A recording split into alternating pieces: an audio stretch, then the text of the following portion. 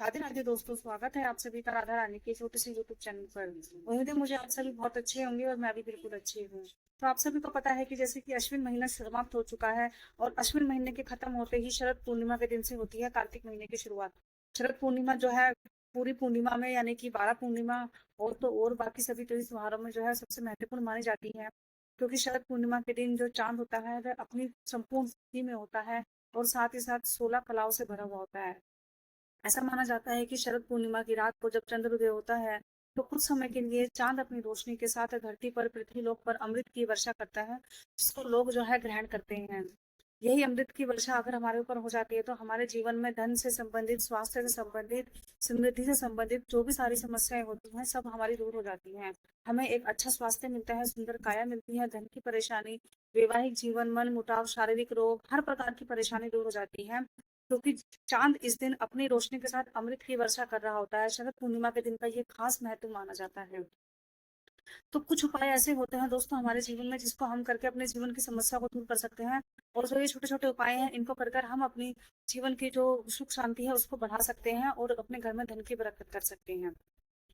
तो आपको करना रहता है शरद पूर्णिमा के दिन का एक बहुत बड़ा और बहुत पुराना उपाय है खीर का और चावल का और कच्चे दूध का। तो मैं आपको ये तीनों ही उपाय बताऊंगी। सबसे पहले मैं आपको बता देती हूँ, आज 6 अक्टूबर को दोपहर को 12:30 से लेकर कल 7 तारीख को सुबह 9:06 तक ये शरद पूर्णिमा की पूर्णमासी तिथि रहेगी। वैसे तो स्नान दान की जो प्रक्रिया रहेगी, व्रत की जो प्रक्रिया रहेगी वह आज ही रहेगी, लेकिन शरद पूर्णिमा के दिन महर्षि वाल्मीकि जयंती भी बनाई जाती है तो वह बनाई जाएगी कल। तो ये सिर्फ आपकी जानकारी के लिए था। वाल्मीकि जयंती जो है कल बनाई जाएगी, कहीं कहीं शायद आज भी बनाए, बाकी बेसिकली तो कल ही बनाई जाएगी शरद पूर्णिमा के दिन। और आज जो है शरद पूर्णिमा के दिन व्रत, तीज त्योहार, उपवास और दान दक्षिणा आदि किए जाएंगे। तो इसके हिसाब से तो शरद पूर्णिमा का जो व्रत है आज ही रखा जाएगा और जो खीर का उपाय है वह भी आपका आज ही होगा। लेकिन मैं आपको सबसे पहले साथ ही साथ बता देती हूँ कि 3 अक्टूबर दशहरा के दिन से ही हमारे कुछ पंचांग लग गए हैं जो कि हर महीने लगते हैं।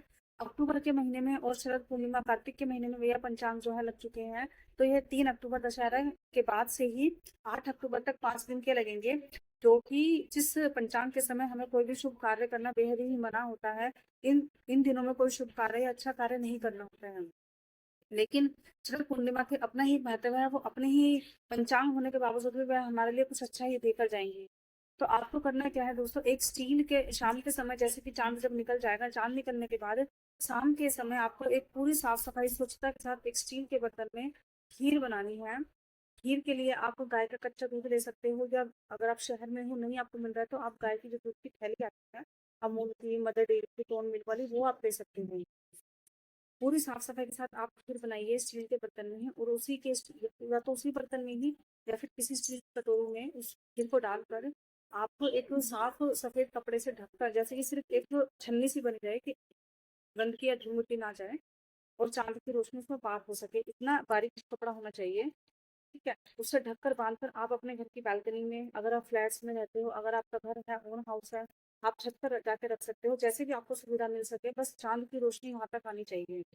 और आप उसको ऊंचाई पर रखिए या निचाई पे, लेकिन आप इतना ध्यान रखिए कोई बिल्ली बिल्ली या रात को कोई भी ऐसे जीव जंतु, ज्यादातर तो बिल्ली आके खाती है, तो ऐसी बिल्ली उसको कुत्ता ना कर दे या नुकसान ना पहुंचा दे, आप इस चीज का भी खास ध्यान रखिएगा।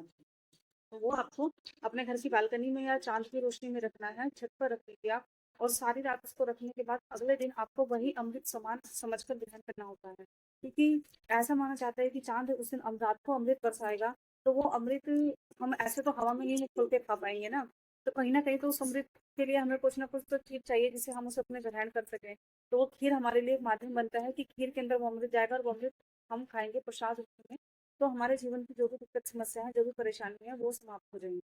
आप इसके अलावा कच्चे दूध का भी इस्तेमाल कर सकते हो। यदि आपको शारीरिक कोई चमड़ रोग है, कोई स्किन की प्रॉब्लम है, कोई बीमारी है, तो आप कच्चा दूध सूरज की रोशनी में रखकर सुबह उस कच्चे दूध को ग्रहण कर लीजिए और थोड़ा सा अपने नहाने के लिए अपने शरीर पर इस्तेमाल करने के लिए रख लीजिए। ठीक है, छोटा सा उपाय, ये दो उपाय थे, दोनों ही कच्चे दूध का और गाय की घी का। ये दोनों उपाय आपको करने हैं। लेकिन मैं आपको बता देती हूँ, दोपहर रात को जब चांद निकल जाएगा तो 10 बजे से लेकर 10 बजे से 10:37 से, वैसे तो समय है 10:30 बजे से, लेकिन मैं आपको 10 बजे का बता रही हूँ। 10 से 7 से लेकर 12:09 तक का ये उपाय है। 12:09 तक आपका शुभ मुहूर्त चल रहा है, आप कभी भी ये उपाय कर सकते हो, दोनों के दोनों, घी रखने का या कच्चा दूध का। लेकिन ये उपाय आपको आज के दिन की शरद पूर्णिमा की रात को अवश्य करना है, जिससे कि आपके जीवन की, अगर आपके जीवन में धन संबंधित, स्वास्थ्य संबंधित, पारिवारिक संबंधित किसी प्रकार की कोई दिक्कत आ रही है, तो वह आज के दिन इस छोटे से उपाय से अवश्य ठीक हो जाएगी। शरद पूर्णिमा सारी पूर्णिमाओं नहीं बल्कि और भी इस त्योहारों में महत्वपूर्ण माना जाता है, और आज से हमारी जो शरद ऋतु यानी कि विंटर की शुरुआत हो चुकी है। हल्की हल्की मौसम ठंडा हो चुका है और धीरे धीरे ठंड ऐसे ही बढ़ती रहेगी दोस्तों।